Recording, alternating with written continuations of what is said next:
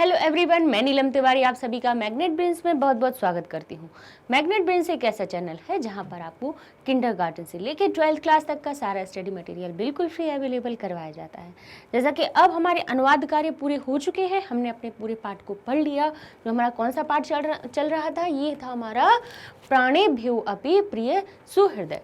अर्थात इसका अर्थ क्या हुआ कि प्राणों से भी बढ़कर जो प्रिय होते हैं वो मित्र होते हैं। ठीक है, तो इस प्रकार से ये हमारी चंदन दास और चाणक्य के बीच में जो एक नाटक की रचना की गई है, और ये भी याद रखिएगा कि ये कहाँ से लिया गया है। ये हमारे जो नाटक के रचयिता हैं वो हैं विशाख दत्त, और जिन्होंने अपना नाटक कौन सा लिखा है, मुद्रा राक्षस। ठीक है, उसके प्रथम अंक से इसको लिया गया था। तो ये पाठ हमारा 11वां पाठ, जो एकादश पाठ संस्कृत का हो चुका है। अब चलते हैं हम इसके अभ्यास कार्यों की ओर।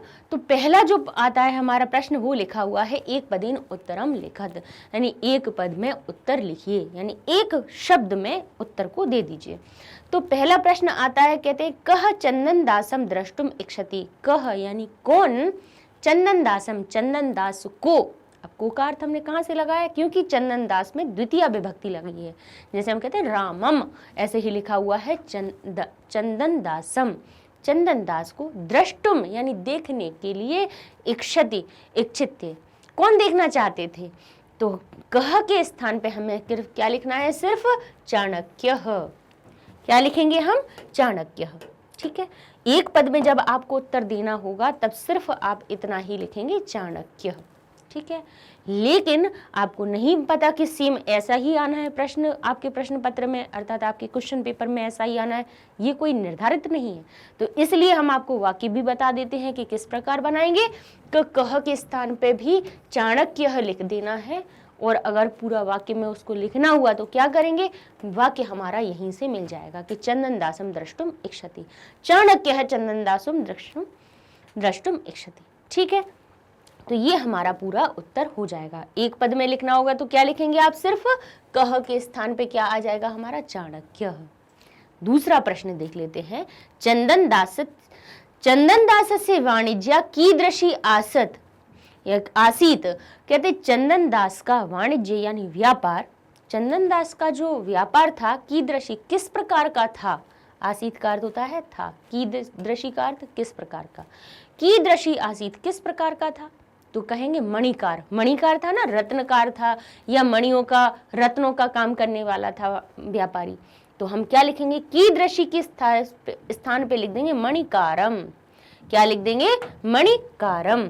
ठीक है, तभी अभी जब एक पद में लिखना है तब तो आप सिर्फ लिख देंगे मणिकारम।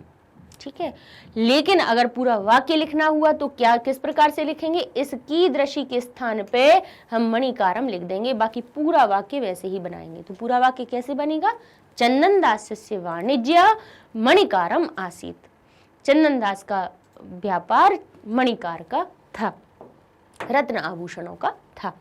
किम दोषम उत्पादयति, क्या किसके द्वारा, या क्या बोले दोषम उत्पादति, क्या ऐसा काम है जो दोष को उत्पन्न कर देता है। तो क्या उत्पन्न कर देता है, बोले किसी को छुपाकर रखना, किसी को छुपाकर रखना, चुपचाप रखना, गुप्त तरीके से रखना क्या हो जाता है, दोष को उत्पन्न करता है, ऐसा चाणक्य ने कहा था। तो क्या होगा इसका उत्तर, किम के स्थान पर हमें क्या लिखना है, ततस तत्प्रच्छादनम, ततस तत्प्रच्छादनम। अब ततस तत्प्रच्छादनम अगर नहीं लिखना है तो आप कैसे लिख सकते हैं, ततः, ये जो स है यहाँ पे तो ये संधि पूरा शब्द लिख दिया है। अगर ऐसा भी नहीं लिखना है तो आप लिख सकते हैं ततः तत्प्रच्छादनम। कैसे लिख सकते हैं, ततः तत्प्रच्छादनम। ठीक है, तो ये तो आपका उत्तर हो गया एक पद में, ततः तत्प्रच्छादनम, उसको उनको सबको छुपाकर रखना, प्रच्छादन का अर्थ होता है रखना। तो ये तो हमारा एक पद में उत्तर हो गया, लेकिन अगर हमें पूरा वाक्य बनाना होगा तो हम पूरा क्या लिखेंगे, किम के स्थान पे ततस्त प्रच्छादनम लिख दीजिए और दोषम उत्पादयति, यहीं से आ जाएगा, आपका पूरा वाक्य बन जाएगा। ठीक है, इस प्रकार से आगे देख लेते हैं कौन सा प्रश्न आया है। कहते हैं चाणक्य कम द्रष्टुम इच्छति। चाणक्य किसको देखना चाहता था? पहले तो लिखा था कौन चंदन दास को देखना चाहता था, उसी को दोबारा से रिपीट करके दूसरी तरह से कैसे पूछ लिया कि चाणक्य कम दृष्टुम इच्छति। चाणक्य किसको देखना चाहता था? तो कम के स्थान पे आ जाएगा, किसको देखना चाहते थे? चंदन दासम। अब आप कहोगे चंदन दासह क्यों नहीं लिखा, चंदन दासम क्यों लिखा?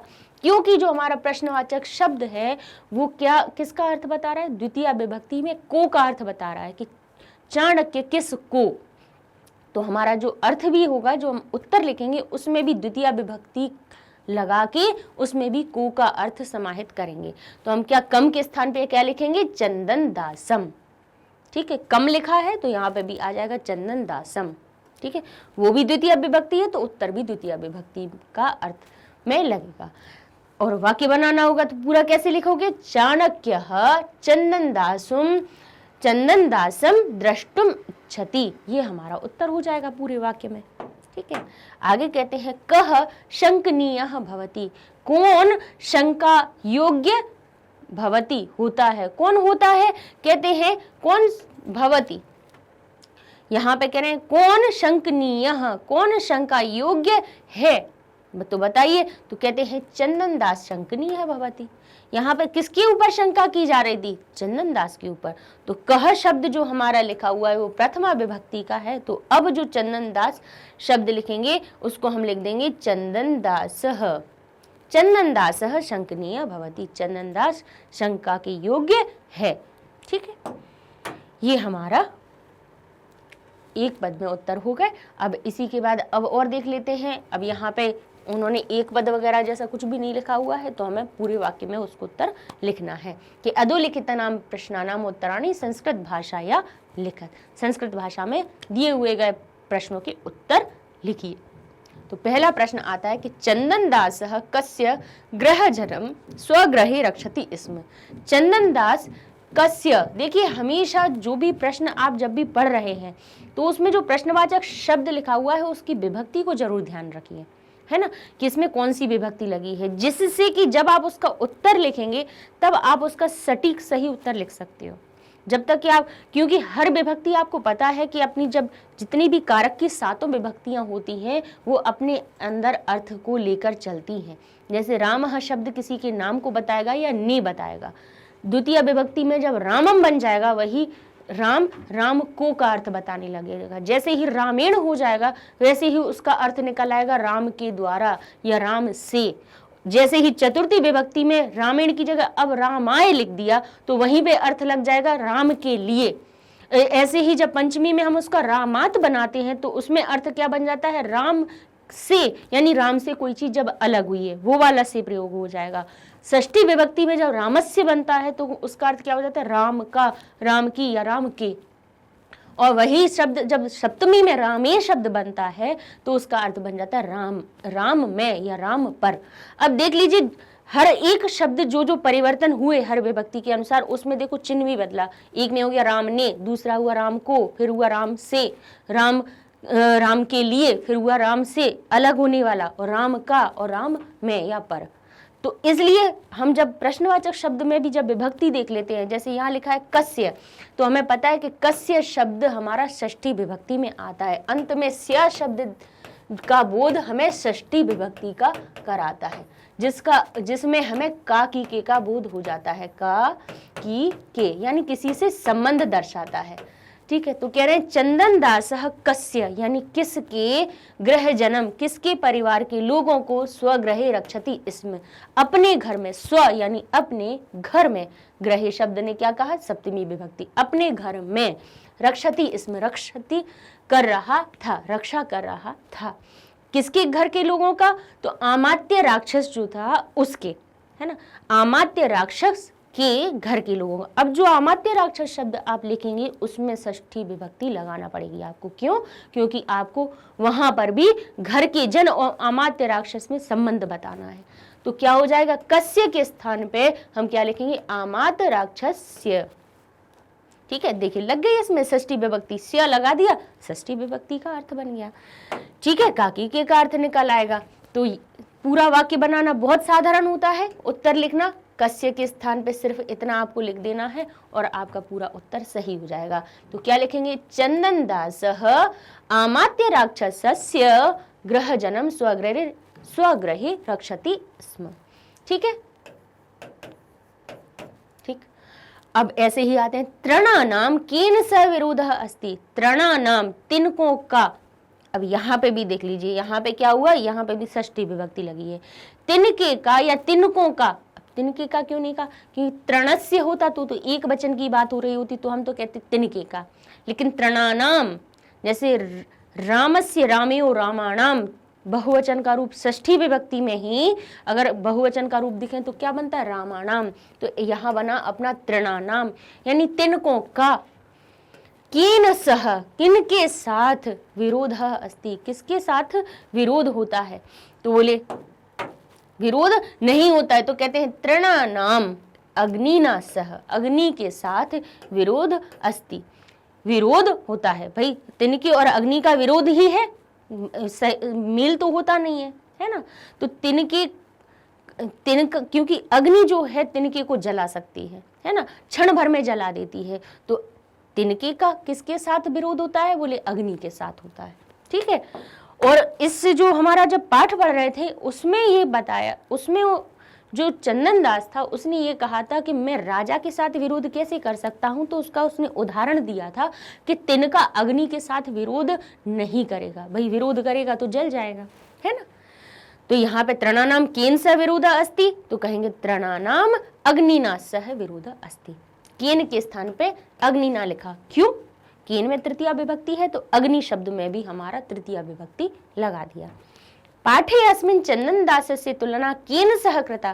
पाठे अस्मिन, इस पाठ में, अस्मिन का अर्थ हुआ इसमें, और पाठे इस पाठ में चंदन दासस्य, चंदन दास की तुलना केन सह कृता, किसके साथ की गई है, किसके द्वारा की गई है। बोले यहाँ पे किसके साथ की गई है, यहाँ पे शिवीना, शिवी जो राजा थे उनके द्वारा। अब केन में जब हमारे तृतीया विभक्ति लगी है तो शिवी में भी तृतीया विभक्ति लग गई, शिवीना। जैसे यहाँ पे अग्नि में हो गया अग्निना। जो इकारांत शब्द होते हैं, छोटी ई की मात्रा से जिनका अंत होता है शब्दों का, उनका जब तृतीया विभक्ति का रूप लिखते हैं तो उसमें ना लिख जाता है। जैसे अग्नि में हो गया अग्निना, शिवी में हो गया शिवीना। ठीक है, शब्द रूप तो थोड़े से याद करने पड़ेंगे। अब अपन कल से ही सोच लीजिए, कल से ही अपन जब 9th क्लास की ग्रामर सबसे पहले हम शुरू करेंगे। 10th क्लास अपनी कल समाप्त हो जाएगी, आज अपना 12th लेसन भी अपन शुरू कर देंगे और अभ्यास कार्यों को कल पूरा कर लेंगे। फिर इसके बाद हम 9th क्लास भी आपकी कल से शुरू करने वाले हैं और उसमें भी पहले हम आपका ग्रामर पोर्शन शुरू करेंगे। ठीक है, तो शब्द रूप हुए, धातु रूप हुए, इन सभी पे अपनी कमांड करना है। तो कल से ग्रामर अपनी शुरू कर देना है। जरूरी नहीं है कि आप 10th में है, 9th में उसका 10th का ही पूरा बेस बताया गया है। ठीक है, चलते हैं। लिखा है प्रीताभ्यः प्रकृतिभ्यः प्रतिप्रिय के इक्षन्ति। कह रहे हैं प्रेम के लिए, प्रीता, प्रीत शब्द किसके लिए होती है, प्रेम का अर्थ बताती है। प्रीताभ्यः प्रकृतिभ्यः, स्वभाव से प्रेम रखने वाले लोगों के लिए, प्रतिप्रिय के इक्षन्ति, कौन वैसा ही प्रेम चाहते हैं। कौन चाहता है कि जैसा प्रेम हम उनको दे रहे हैं वैसा ही प्रेम हमें मिले। तो ऐसा के इक्षन्ति, कौन इच्छा करता है ऐसा, बोले राजनः। राजन, जो राजनः शब्द आएगा, राजानः नहीं आएगा, ये हो जाएगा राजनः। यानी जो राजा लोग होते हैं वो क्या चाहते हैं कि प्रेम को दे रहे हैं तो उसके बदले भी प्रति प्रेम, उसके बदले भी उन्हें प्रतिप्रीत यानी प्रेम मिलने की इच्छा करते हैं। ठीक है, प्रीताभ्यः प्रकृतिभ्यः, स्वभाव से जो प्रीत वाले यानी प्रेम रखने वाले लोग होते हैं, प्रतिप्रियम राजन इच्छति, उनसे प्रेम की ही, उन प्रेम के बदले प्रेम की ही इच्छा राजा लोग रखते हैं। यानी जो राजा प्रजा के लिए समर्पित होता है तो प्रजा को भी राजा के लिए समर्पित होना चाहिए, ये इसका भाव का अर्थ निकलेगा।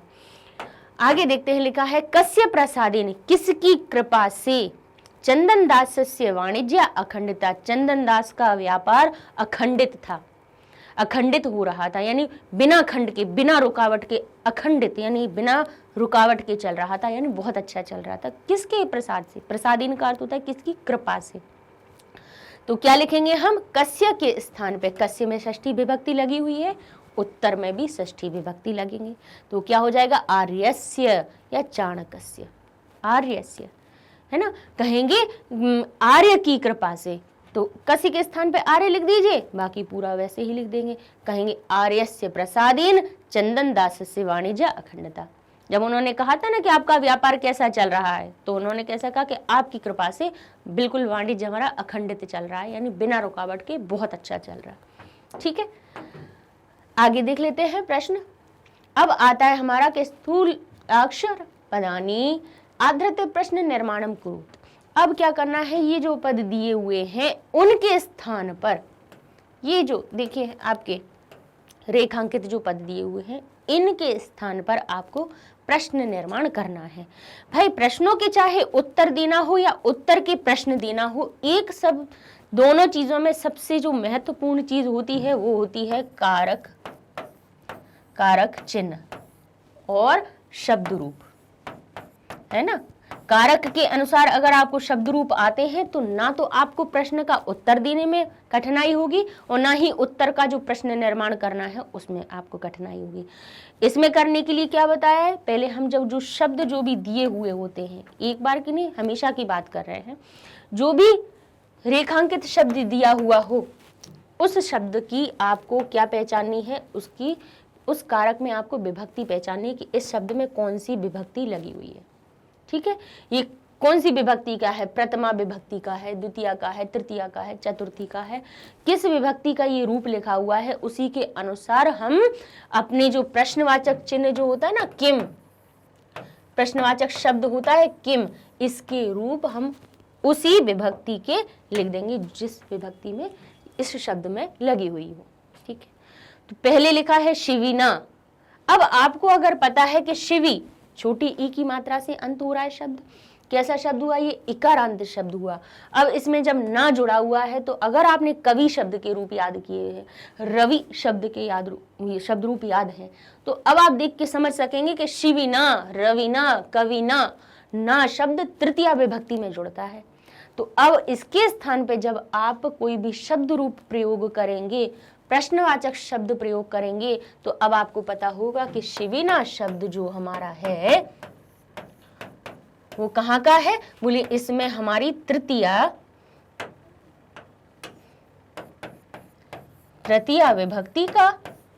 विभक्ति लगी है और एक वचन का रूप है। ठीक है, तो फिर अब आप जो इसमें किम शब्द यानी जो प्रश्नवाचक शब्द किम होता है, जिसका क्या और कौन का अर्थ निकलता है, इसकी भी तृतीय विभक्ति और एक वचन का रूप आप केन शब्द उसके स्थान पे लगा देंगे। ठीक है, तो जैसे रामेण बनता है वैसे ही केन बनता है।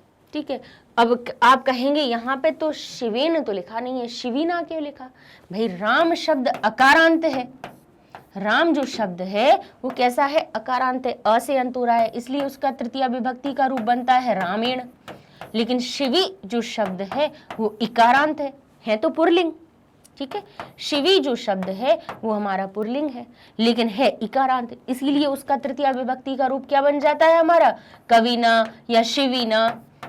उसमें नी क्या लग जाता है, ना लग जाता है, इसमें एन लग जाता है, इसमें क्या लग जाता है, ना लग जाता है। ठीक है, लेकिन इसका अर्थ ये नहीं है कि इसमें एन लगा है तभी केन लगाएंगे, यहाँ पे ना लगा है तो केना लिख देंगे, ऐसा नहीं होगा। ठीक है, हमें सिर्फ ये देखना है कि इसमें विभक्ति कौन सी है, तृतीय विभक्ति एक वचन है तो केन ही लगेगा पुरलिंग के लिए।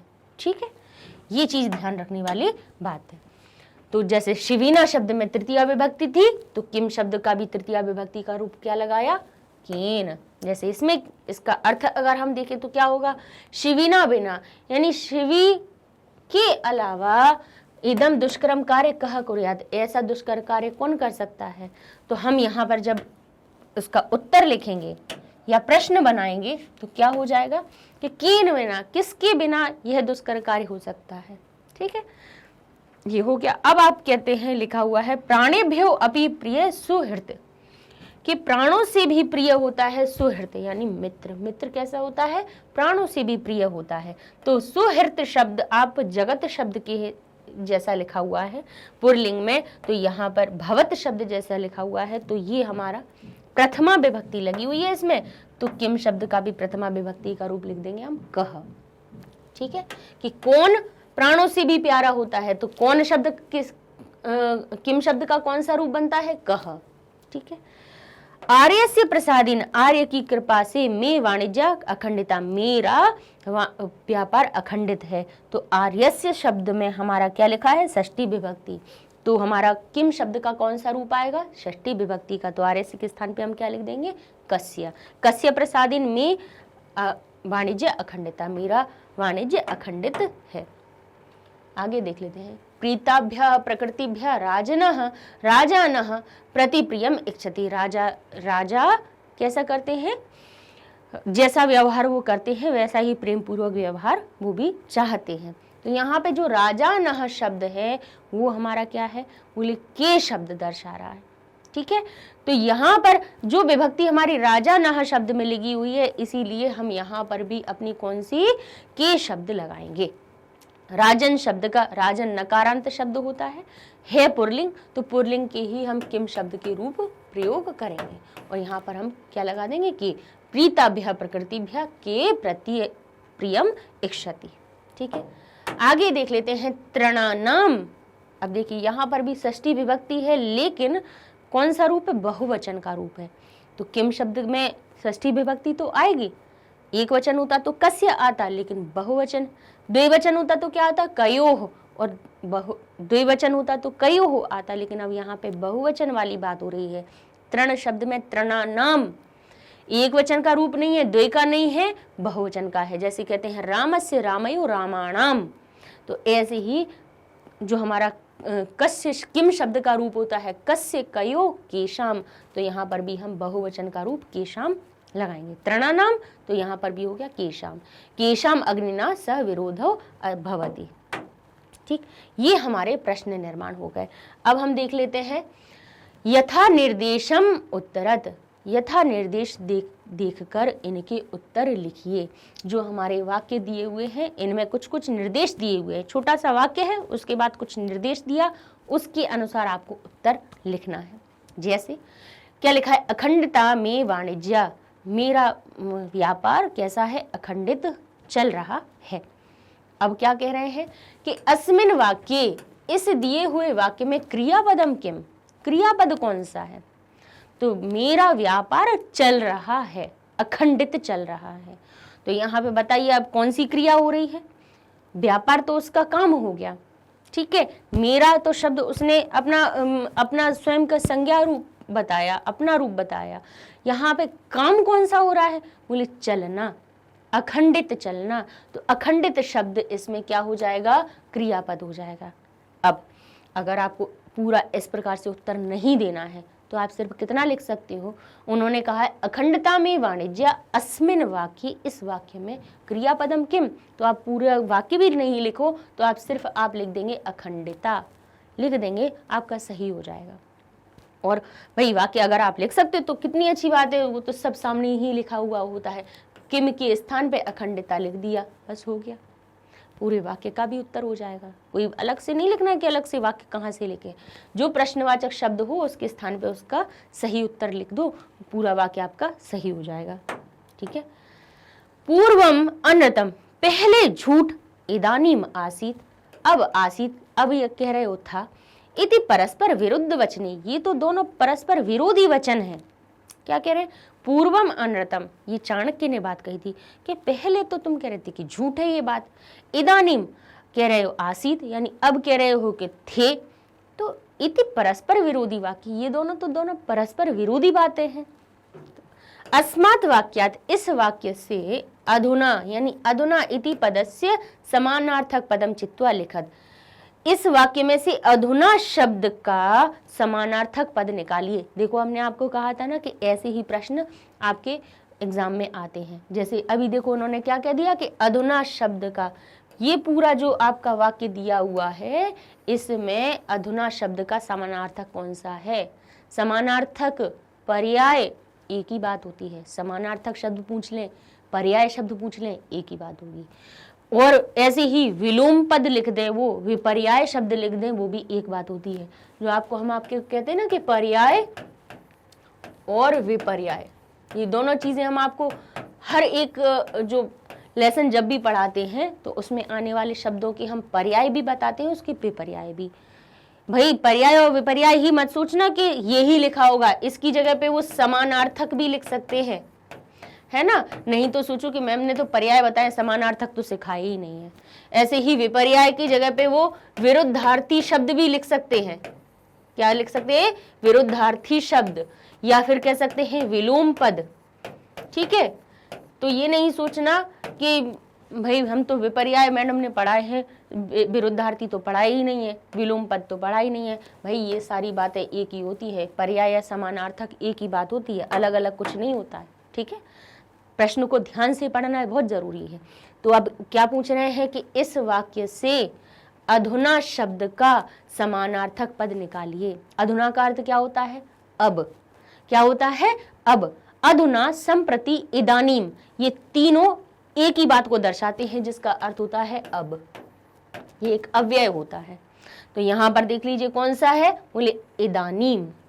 पूर्वम का अर्थ हुआ पहले, अनृतम का अर्थ हुआ झूठ, इदानीम का अर्थ हुआ अब, आसीत हुआ था, इति का अर्थ हुआ इस प्रकार, परस्पर विरुद्ध वचने, ये दोनों तो परस्पर विरुद्ध है। तो अब आप खुद ही, अगर आप धीरे धीरे अगर एक एक चीज का अर्थ निकालेंगे तो आप खुद ही पहचान जाएंगे कि अधुना का अर्थ अब होता है, तो यहाँ पर इदानीम शब्द उसका समानार्थक शब्द निकल रहा है। तो आप क्या उत्तर लिखेंगे? पूरा वैसे ही लिखेंगे, पूर्वम अनृतम इदानीम आसीत इति परस्पर विरुद्ध वचने, यहीं से आया। अस्मात् वाक्यात अधुना इति पदस्य समानार्थक पदम। अब ये चित्वा लिखत लिखा था ना कि चुनकर लिखिए, तो उसी की जगह पे लिख देंगे आप इदानीम। ठीक है, चुनकर लिख दिया इदानीम। ये नहीं है कि इदानीम चित्वा लिखत भी लिख दो आप, है ना। इतना अपन को समझना पड़ेगा, क्योंकि चित्वा का अर्थ होता है चुनकर लिखना। ची धातु होती है, इक्त्वा प्रत्यय लगता है, चित्वा बन जाता है, जिसका अर्थ होता है चुनकर, और लिखत यानी लिखो। चुनकर लिख दिया आपने इदानीम। तो ये नहीं है कि उत्तर में भी फिर लिख दो आप बाद में चित्वा लिखत, है ना, ऐसा नहीं करना। वो उसका प्रश्न पूछने का एक शब्द है। आगे देखते हैं, कहते हैं आर्य किम में भयम दर्शयसि। आर्य क्या मुझे भय दिखा रहे हो? अत्र आर्य इति संबोधन पदम कस्मै प्रयुक्तम। यहाँ पर अत्र यानी यहाँ पर आर्य, आर्य जो इति संबोधन पद, आर्य जो संबोधन पद है, कस्मै प्रयुक्तम, किसके लिए प्रयुक्त हुआ है? बताइए। आर्य किम में भयम दर्शयसि, क्या मुझे भय दिखा रहे हो? तो आपने अब जब पूरा पाठ पढ़ा है तो आपको पता है कि आर्य शब्द किसके लिए बोल रहे थे चंदन दास हर बार? बोले चाणक्य के लिए। किसके लिए कह रहे थे? चाणक्य के लिए। तो अब हम जो क्या करेंगे यहाँ पे, अब देखिए, आर्य किम में भयम दर्शयसि, अत्र आर्य इति संबोधन पदे। अरे इसमें उत्तर नहीं लिखा है, आप इसमें लिखेंगे चाणक्य।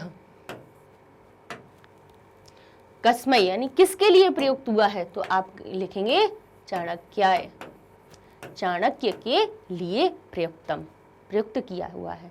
ठीक है, तो यहाँ पे अच्छा ये वाला देखिए उत्तर यहाँ पे लिख दिया है गलती से, टाइपिंग में कुछ मिसप्रिंट हुआ है, लेकिन हम आपको बता देते हैं कि आपको ये जो शब्द है वो कहाँ पे कस्मै के स्थान पर प्रयोग करना है। कैसे करेंगे आप ये समझिए कि ये आपका मिसप्रिंट हुआ है, हम आपको इसका सही उत्तर लिख देते हैं कि आर्य किम में भयम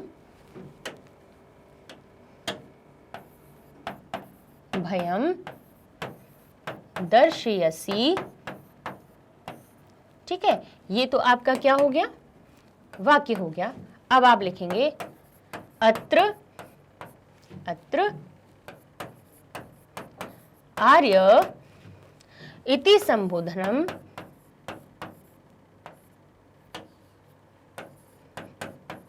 इति संबोधनम धनम, इधर कस्मै शब्द की जगह आप लिख देंगे चाणक्याय, चाणक्याय प्रयुक्तम। ये इसका पूरा उत्तर हो जाएगा। अगर आप पूरा वाक्य में उसको बताना चाहते हैं तो, और अगर पूरा वाक्य में आपको इतना नहीं लिखना है तो सिर्फ आप अगर चाणक्याय शब्द भी अगर लिख देते हैं तो भी आपका ये सही उत्तर हो जाएगा। ठीक है, अब हम चलते हैं अपने अगले वाक्य पर, जब जिसमें कहते हैं कि प्रीताभ्यः प्रकृतिभ्यः प्रतिप्रियम इच्छति राजानः। राजा लोग कैसा, बदले में वैसे अच्छे लोगों से अच्छा व्यवहार ही चाहते हैं। अस्मिन वाक्य कर्तृपदम किम, यहाँ पर जो काम करने वाला कौन है, बोले राजन इच्छति। इच्छा कौन कर रहा है, राजन कर रहा है। तो यहाँ पर राजन, राजानः जो शब्द है वो क्या हो जाएगा, हमारा कर्ता हो जाएगा, क्योंकि प्रिय लोगों के द्वारा, प्रिय लोगों के स्वभाव वाले लोगों से वैसे ही प्रिय की इच्छा कौन करते हैं, राजानः। तो यहाँ पे इच्छा कौन कर रहा है, राजा कर रहे हैं, तो राजा उसमें कर्तृपद हो जाएगा। तो वैसा ही पूरा लिखेंगे आप, और कहाँ पे कर्तृपद किम के स्थान पर आप लिख देंगे राजानः, यहाँ से छाट कर ये। ठीक, ये आपका क्या हो जाएगा, ये आपका सही उत्तर हो जाएगा। आगे देख लेते हैं। तस्मिन समय आसीद इसम, कह रहे हैं आसीद इसम ग्रहे, कह रहे हैं तस्मिन समय, उस समय थे, अस्मत् ग्रहे हमारे घर में थे। अस्मिन वाक्य विशेष्य पद किम, अब यहां पर आपको विशेष्य पद बताना है। ठीक है, अब कह रहे हैं तस्मिन समय, उस समय। अब जो समय है, समय क्या हो गया, उसका विशेषता बताने वाला हो गया। कैसे, बोले कहा कि तस्मिन समय आसीत थे हमारे घर में, हमारे घर में थे उस समय। ठीक है, समय तो जैसा कि तैसा है, जैसा जो समय शब्द है ये तो हमारा एक पद हो गया, लेकिन इसकी विशेषता किसने बताई, बोले तस्मिन से हो गया तब, अस्मिन से हो जाता अब, यानी इस समय या उस समय। ठीक है, तो जो तस्मिन शब्द है वो समय की विशेषता बता रहा है। किसकी विशेषता बता रहा है, समय की। तो समय हमारा क्या हो गया, उसका विशेष्य पद हो गया, यानी जिसकी विशेषता बताई जाए। तो कह रहे हैं कि तस्मिन समय आसीद अस्मात् ग्रहे, आसीत अस्मात् अस्मत् ग्रहे, हमारे घर में उस समय थी, उस समय। समय देखिए उसका अर्थ नहीं बदलेगा, समय आज भी वही है, कल भी वही है और परसों भी वही रहेगा। ठीक है, उसकी विशेषता किसने बताई, ये बताएगा कि आज सोमवार है, तो आज सोमवार की विशेषता बता रहा है कि आज है सोमवार। अब कहेंगे कल सोमवार था, तो ये जो कल है उसने फिर से सोमवार की भूतकाल में होने की विशेषता बता दी। कल सोमवार आएगा, अब जो सोमवार शब्द का आएगा जो शब्द है उसने क्या बता दी विशेषता, कि वो अब भविष्य काल की बात हो रही है। ठीक है, तो किसी पद की जो विशेषता बताई जाती है वो तो हो जाता है विशेषण।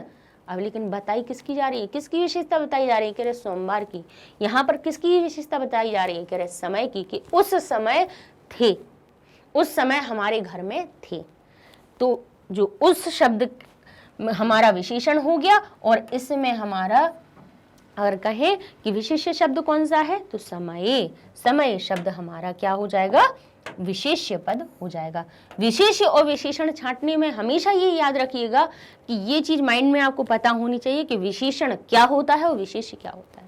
ठीक है, जैसे कहा कृष्ण वस्त्र, तो कृष्ण हो गया विशेषण और वस्त्र हो गई उसकी विशेष्य, यानी जो मूल शब्द संज्ञा, संज्ञा जो होती है वो विशेष्य कहलाती है, और संज्ञा की जो विशेषता बताते हैं वो विशेषण हो जाते हैं।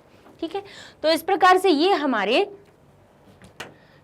चतुर्थ प्रश्न पूरा होता है। अब चलते हम नेक्स्ट वीडियो में, जिसमें कि हम अपने 5वें प्रश्न से लेकर 8वें प्रश्न तक के सारे अभ्यास कार्यों को पूरा करेंगे। ठीक है, तो मिलते हैं नेक्स्ट वीडियो में, तब तक के लिए धन्यवाद।